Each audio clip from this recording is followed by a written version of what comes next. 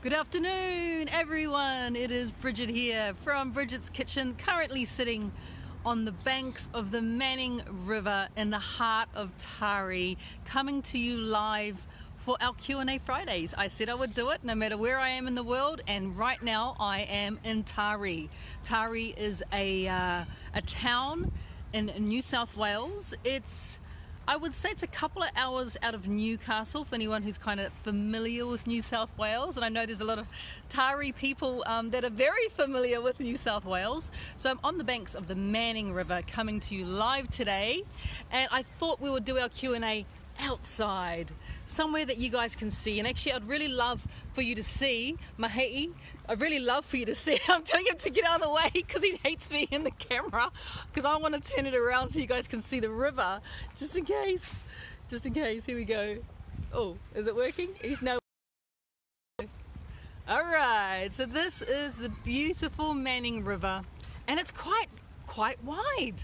I saw just down the road from here, I saw what looked like a rowing sort of a club. So I'm imagining they do a bit of rowing on here. I'm not sure if you guys can see that we have about 1, 2, 3, 4, 5, 6, 7, 8, 9, 10, 11 pelicans just in front of me. Just kind of over the pontoon. There's 11 pelicans there. But a river this wide, I would absolutely imagine, would be fantastic. Oh, there's a big sign. Fantastic for rowing competitions. Isn't it beautiful? And we're sitting here in Tari by the side of the river, and kia ora to Thomas who's joining us today, and to Kerry as well. And Leslie is saying her house is just over the river. So you're on that side, Leslie. I see there was some coppers sitting there pulling people over when we came through, just letting anyone, no, I shouldn't say that, you're all driving safely and with your seatbelts on and not holding your phone, and obviously not drink driving. So beautiful, the beautiful Manning River here in Tari. I'm going to turn it around again. Kia ora to Coral. Coral, this is for you. You know what we're talking about today. We're talking about lots of things, and hi to Carrie Lee as well. We're talking about lots of things today on Q&A Fridays. Some of the questions that came through on our private group this week, and one of those questions we're going to discuss a little bit today. I'm going to talk you guys through my homemade coconut yogurt recipe, because our beautiful Coral, who joins us almost every single time we go live, she's joined us from Rarotonga, so the beautiful tropical Rarotonga, right there in the middle of the Pacific Island group. And Coral joins us all the time. She's always catching these lives that she absolutely loves, but she does struggle being in the cooks. She does struggle with getting product that we use within our diet. So she asked me if I had a homemade coconut yogurt recipe, and of course I do. I absolutely do. And so for anyone out there who wants to make their own coconut yogurt, or anyone who can't find coconut yogurt in their supermarket or where they shop a lot, this is a great little Q&A for you guys. So one of the things about coconut yogurt that you guys know, I use it quite a lot in my recipes, and the reason why I use it is because it is dairy free and I'm lactose intolerant. And I gotta say that since I've cut dairy out of my diet, the main thing I notice is that I don't have bloating anymore in my belly region. I used to get a lot of really bad bloating. So I don't get any more bloating in my belly region now that I've cut out dairy. And I have to say, when it comes to my husband cutting out dairy, okay, he has the odd ice cream here and there. You got to give him that. You guys all know he is the ice cream cone. That is his avatar. It has been his avatar for 10 years. His little face thing that you see is ice cream cone, has not changed.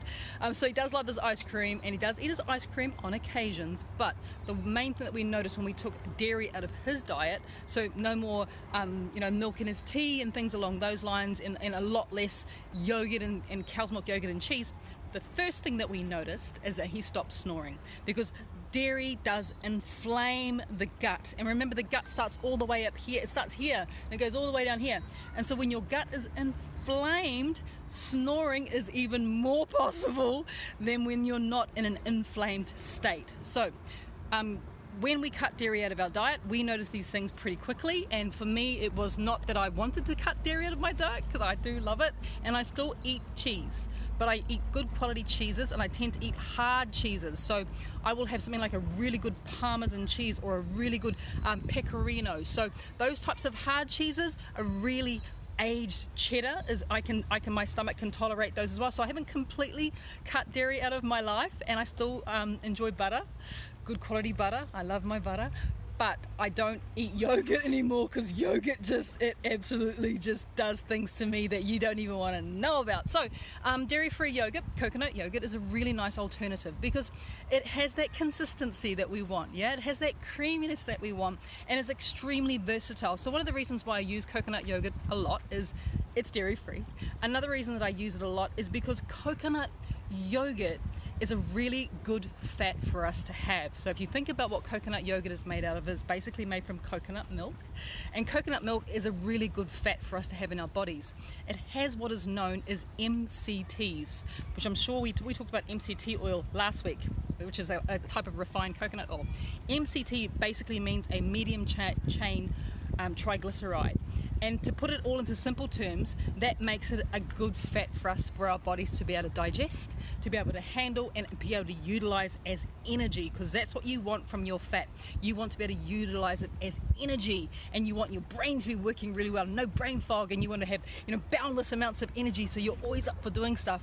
And MCTs, or medium chain triglycerides, have that effect on your body. So coconut milk's really good for us, which is great to know. It's great to know, right? So yes, to make your own homemade coconut yogurt, you will need coconut milk. Now you will also need, and here's the waiver, Coral and anyone else who wants to make their own, here is the waiver. To make your own coconut yogurt, you will need a yogurt maker. Now I know that there's those Easy Yo makers. You don't even need to plug it in. I think you just add hot water to the cylinder. You can have one of those. I have one that is electric, yogurt maker that I plug in, and it does all the heating for me. Because in order for the yogurt to ferment and get that quality of it, like that acidic quality, we need it to be held at a certain temperature for about 8 to 10 hours, and that's what the yogurt maker does for us. So Easy Yo, do a yogurt maker. You don't have to buy the Easy Yo stuff because it's full of sugar. You make your own coconut yogurt, or your own yogurt. So you need a coconut, you need a yogurt maker. You need a yogurt maker, number one. Number two is you will also need a thermometer, ideally. Just a metal probe thermometer, that can go into the yogurt, because you need to check the temperature of the yogurt before it goes into the yogurt maker. So what you will need to make yourself some coconut yogurt, and yes, doing it this way is way cheaper than doing it in the stores, and you just do it before you go to sleep. You leave it in your yogurt maker overnight.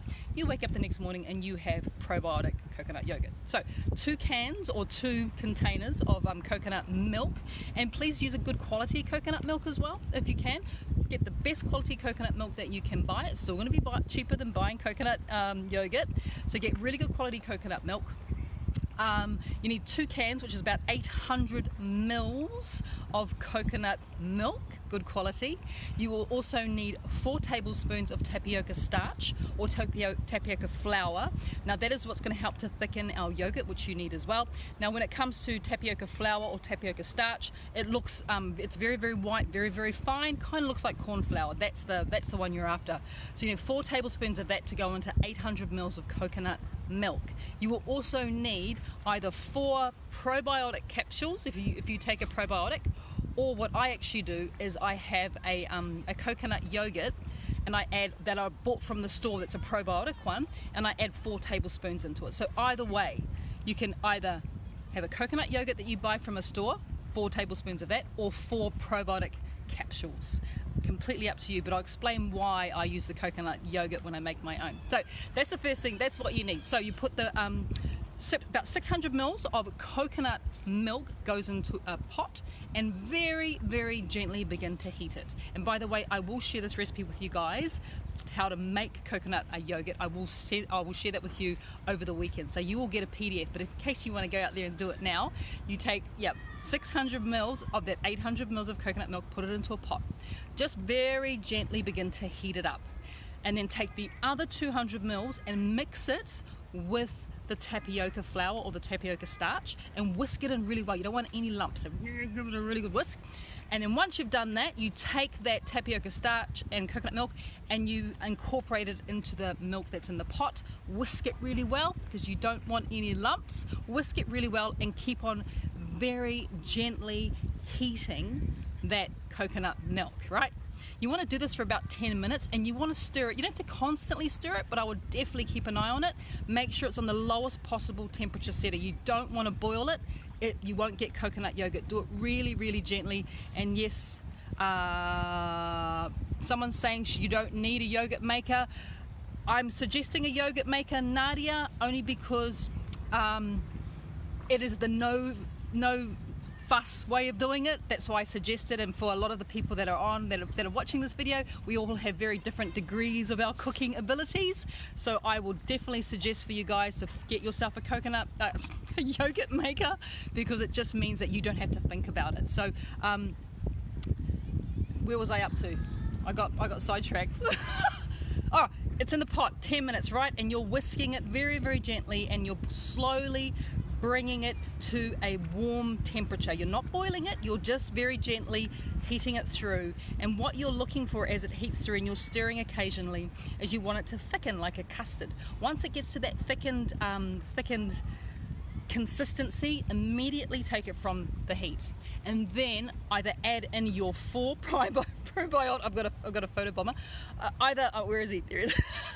Either add in your 4 probiotic capsules, just break them in, don't put the whole capsule in, just open it up and put in the probiotics, or add your 4 tablespoons of store-bought probiotic coconut yogurt, whisk it in again, and now you want to leave it to cool.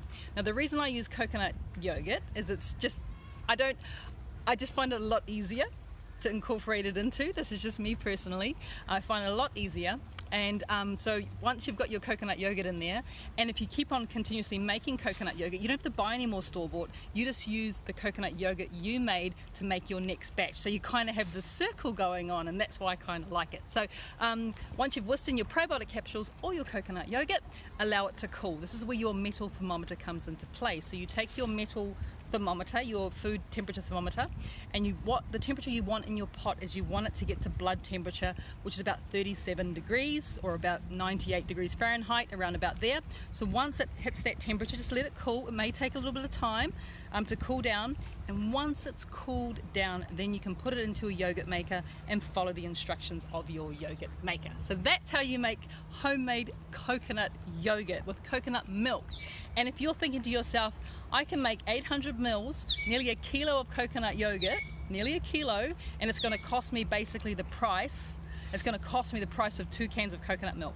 That is correct. That's why I suggest, even for budget purposes, it is such a great way to get that really good MCT oil into your life. So MCT, medium chain triglycerides, into your life, which is those good fats that our body really, really loves. So that's how you make it. As I said, I will share it with you guys moving forward. I will give you guys a bit of a share of that recipe. I do have a version that I shared probably, oh gosh, maybe 18 months ago. I first shared my coconut yogurt recipe, so I will reshare it with you guys over the weekend, so you've got that PDF. But you know what, you can go out there and start making your coconut yogurt now, which is exciting. So that was one of the questions that I wanted to get through today in our foodie Q&A Fridays. Another question that I have had coming up quite a lot in the and within the week is people asking about cooking temperatures. I know that we talk about this often, but when it comes to cooking temperatures, and we had someone who baked a cake and the cake was still raw in the middle and they couldn't work out where they'd gone wrong.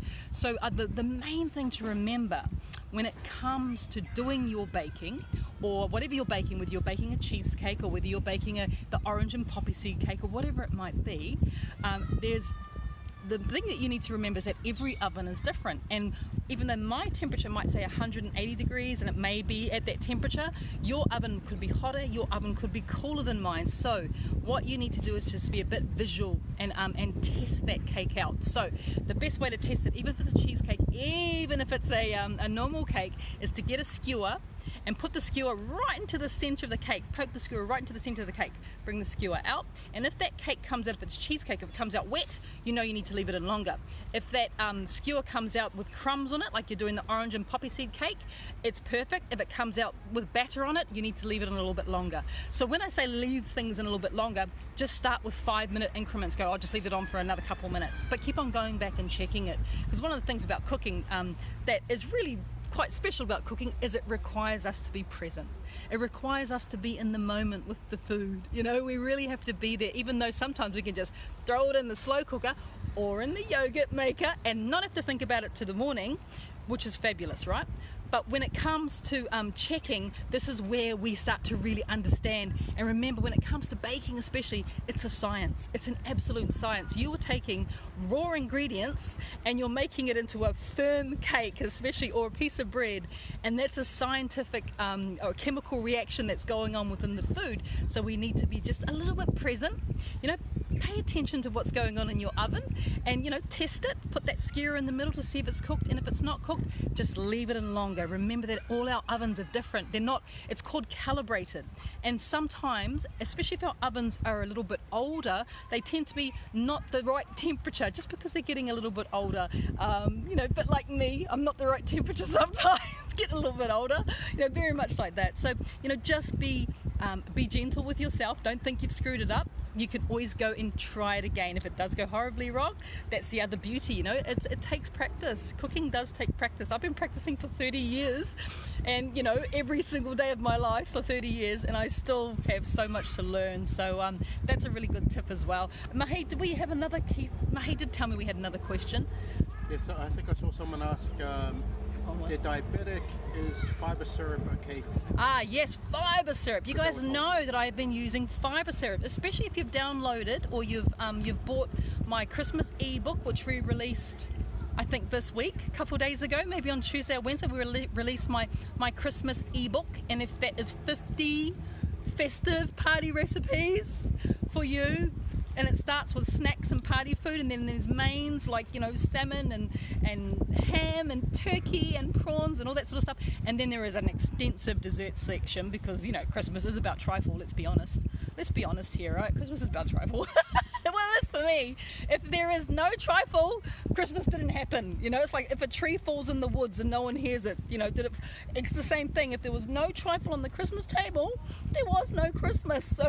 So yes, there is an extensive dessert section, and in that dessert section I do use a little bit of fibre syrup. So fibre syrup is a probiotic fibre, so it is really good for our gut health. It is extremely low in calories, like almost non-existent calories, and fibre syrup is perfect for diabetics because it will not spike your insulin, it will not raise your blood glucose levels as well. In fact, it is, do not use honey, do not use maple, do not use rice malt syrup, do not use golden syrup, use fibre syrup. Think about this, guys. It is good for your gut health.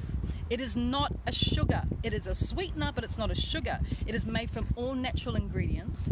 It feels and tastes like a sugary honey, but it's not, because it is this wonderful probiotic fibre syrup that is amazingly good for diabetics. It is amazingly good for anyone who's watching their weight. It is amazingly good because it will not spike that sugar rush and then you have the sugar crash. You don't get any of that with fibre syrup. So if you want to purchase fibre syrup, the best way to do it is to go online, because it's not available to my knowledge. I've not seen it in any stores anywhere in Australia, New Zealand or the US. I even had a look in Europe, haven't seen it in any stores that I've been into. The best way to find fibre syrup is to purchase it online. Google fibre syrup.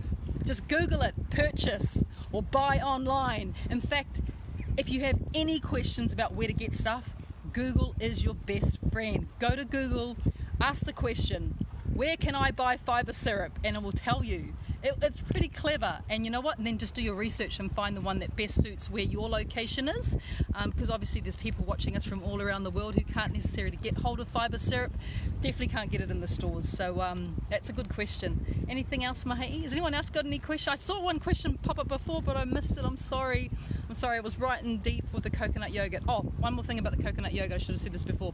One more thing about coconut yogurt. If you come the next day, you put your coconut yogurt on like normal. You need to make sure that your utensils, everything's really spotlessly clean. Gosh, I should have mentioned this. I should have mentioned this before, in case people are like, got my coconut yogurt recipe, I'm off to make it.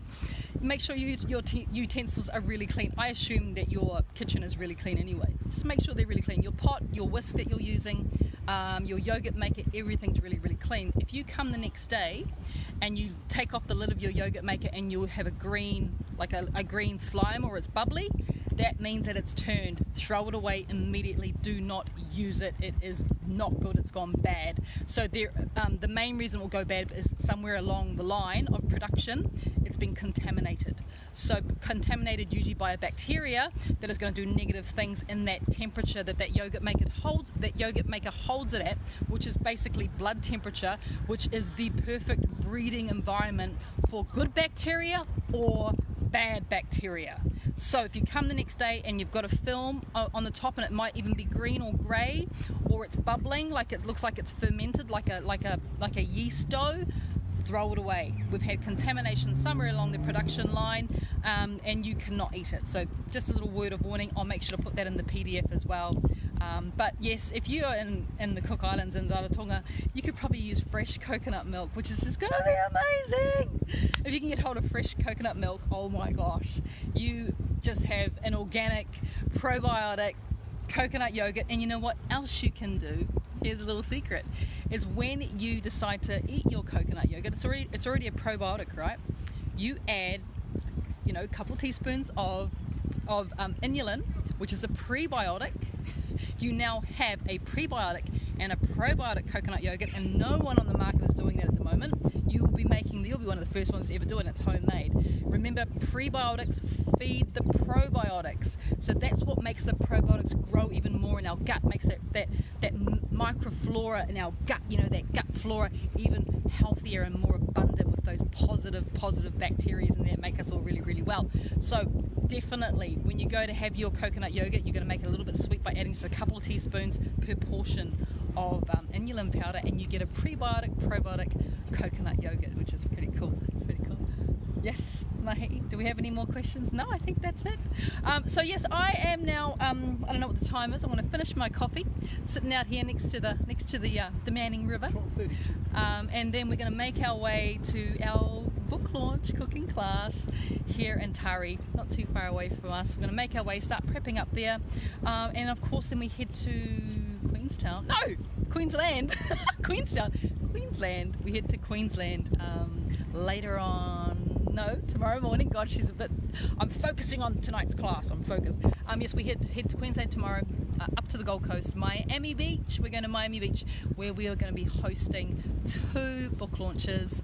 I think there's still spots available for the Monday one. I think I've got 1 spot or 2 spots available for the Monday one. If anyone wants to go, jump into Bridget's Kitchen, go into the events, just look at the events. It's there. The Monday one is still available. If anyone wants to come along, please do. All right, guys, I better love ya and leave ya and go get ready for my book launch tonight.